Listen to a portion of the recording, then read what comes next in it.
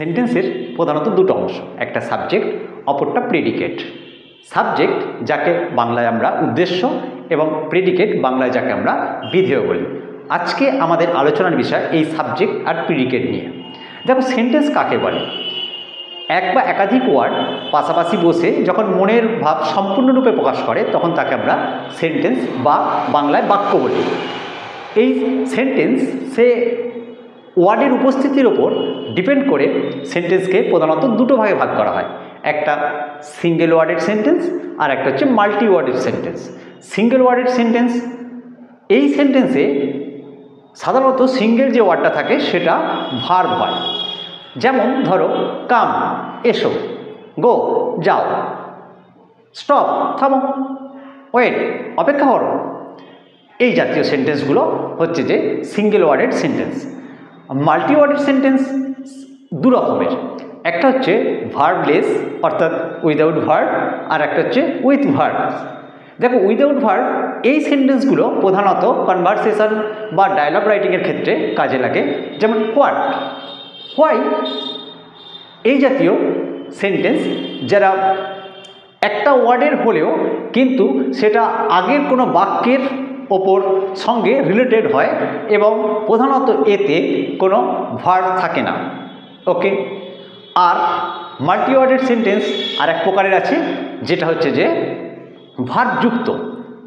Who is there, verb আছে, এটা হচ্ছে একটা মাল্টি ওয়ার্ডের সেন্টেন্স। আবার দেখো, I am speaking with you, এটাও একটা মাল্টি ওয়ার্ডেড সেন্টেন্স যেখানে ভার্ব আছে। এই মাল্টি ওয়ার্ডেড সেন্টেন্সগুলোকেই প্রধানত দুটো অংশে ভাগ করা হয়, একটা সাবজেক্ট, একটা predicate.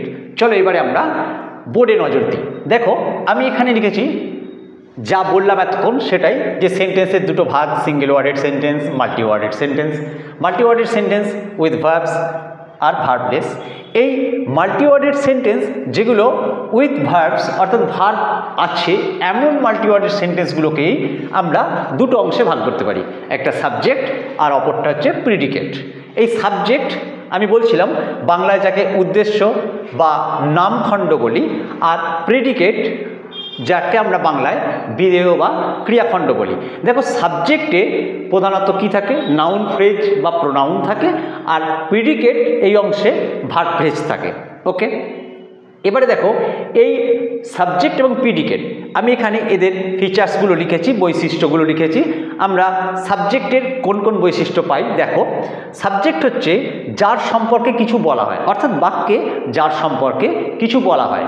Okay, Ram is a good boy, এখানে রামের সম্পর্কে বলা হচ্ছে তাই রাম সাবজেক্ট, এবং তার সম্পর্কে কি বলা হচ্ছে না ইজ এ গুড বয়, এটা হচ্ছে প্রেডিকেট।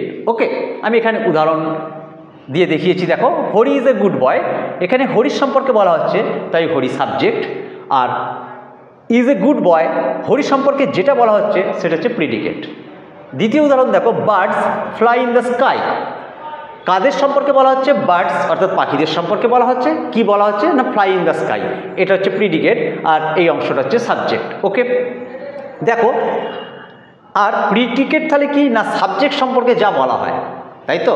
তাহলে প্রধান বৈশিষ্ট্য যেটা সাবজেক্ট আর প্রেডিকেটের, আমরা কি জানলাম না সাবজেক্ট যার সম্পর্কে কিছু বলা হয় সে সাবজেক্ট, আর সাবজেক্ট সম্পর্কে যা বলা হয় সেটা হচ্ছে প্রেডিকেট।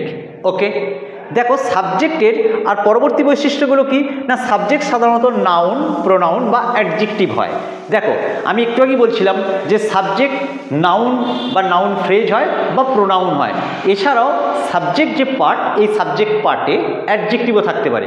আমি আরও এদিকে কয়েকটা উদাহরণ দিয়েছি। দেখো, যেমন এই উদাহরণটার মধ্যে দিয়ে এটা পরিষ্কার তোমরা বুঝতে পারবে। দেখো, the Holi Ganga is a famous river. দেখো, এখানে প্রধান সাবজেক্ট কিন্তু গঙ্গা, আর হোলি কথাটা গঙ্গাকে মডিফাই করছে এবং এটা একটা অ্যাডজেক্টিভ, অথচ এই পুরো হোলি গঙ্গা এটা কিন্তু সাবজেক্টিভ পার্ট। ঠিক আছে, তাহলে এই সাবজেক্ট অংশ কিন্তু এই এতটা। তাই আমি যে বললাম এখানে নাউন, প্রোনাউন বা অ্যাডজেক্টিভ হয়। দেখো, নাউন, প্রোনাউন বা অ্যাডজেক্টিভ হয়, হয়ে গেল। আর বাকি অংশ এই হোলি গঙ্গা সম্পর্কে যা আমরা বলছি সেটাই প্রেডিকেট, অর্থাৎ ইজ এ ফেমাস রিভার। ওকে, তার পরবর্তী যে সাবজেক্টের বা উদ্দেশ্যর যে ফিচারটা আছে, দেখো বাক্যের ক্রিয়াকে হু বা হোয়াট দিয়ে প্রশ্ন করলে উত্তরটা সাবজেক্ট হয়। অর্থাৎ ক্রিয়াপদকে যখন তুমি হু বা হোয়াট অর্থাৎ কে বা কাকে দিয়ে, যখন কে বা কারা এবং কাকে দিয়ে প্রশ্ন করলে যে উত্তরটা পাবে সেটাই হবে সাবজেক্ট। ওকে, দেখো চতুর্থ হচ্ছে সাধারণত বাক্যের শুরুতে বা শুরুর দিকে বসে।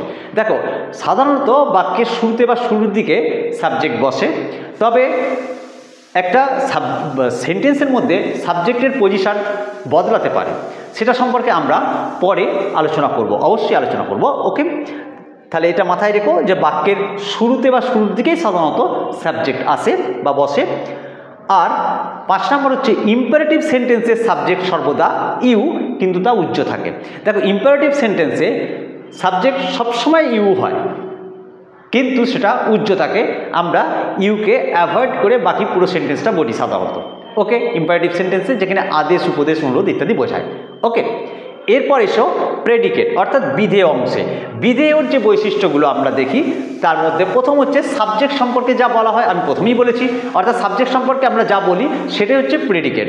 আর প্রেডিকেট অংশে কি থাকে আমি বলছিলাম প্রথমেই, যে ভার্ব ফ্রেজ থাকে। এই ভার্ব ছাড়াও আর কি থাকে, দেখো আমি এখানে লিখেছি ফাইনাইট ভার্ব তো থাকে, তার সঙ্গে অবজেক্ট বা কমপ্লিমেন্টস থাকতে পারে, অ্যাডভার্বিয়ালস থাকে, মডিফায়ার্স অর্থাৎ অ্যাডভার্ব উইথ প্রিপোজিশন, কনজাংশন ইত্যাদি থাকে। ওকে, এটা প্রেডিকেট অংশে এরা থাকে। ওকে, এবারে দেখো আমি আবার কয়েকটা উদাহরণের মধ্যে দিয়ে জিনিসটাকে আরেকটু ভালো করে তোমাদের বোঝানোর চেষ্টা করি। দেখো ধরো এখানে একটা সেন্টেন্স আমি লিখেছি, stars are twinkling in the sky. Okay, এখানে কাদের সম্পর্কে বলা হচ্ছে, স্টার্সদের সম্পর্কে বলা হচ্ছে, তাহলে স্টার্স এটা সাবজেক্ট। ওকে, আর স্টার্স সম্পর্কে যা বলা হচ্ছে সেটা প্রেডিকেট, অর্থাৎ are twinkling in the sky. Okay, then ships sail on the sea, এখানে কাদের সম্পর্কে বলা হচ্ছে, শিপসদের সম্পর্কে বলা হচ্ছে। কি বলা হচ্ছে, তাহলে শিপসদের সম্পর্কে বলা হচ্ছে, সুতরাং শিপস সাবজেক্ট, আর তাদের সম্পর্কে যা বলা হচ্ছে সেল অন দ্য সি, এই অংশটা হচ্ছে প্রেডিকেট। ওকে, তাহলে আমরা সাবজেক্ট প্রেডিকেট সম্পর্কে নিশ্চয়ই বুঝতে পারলাম। ওকে।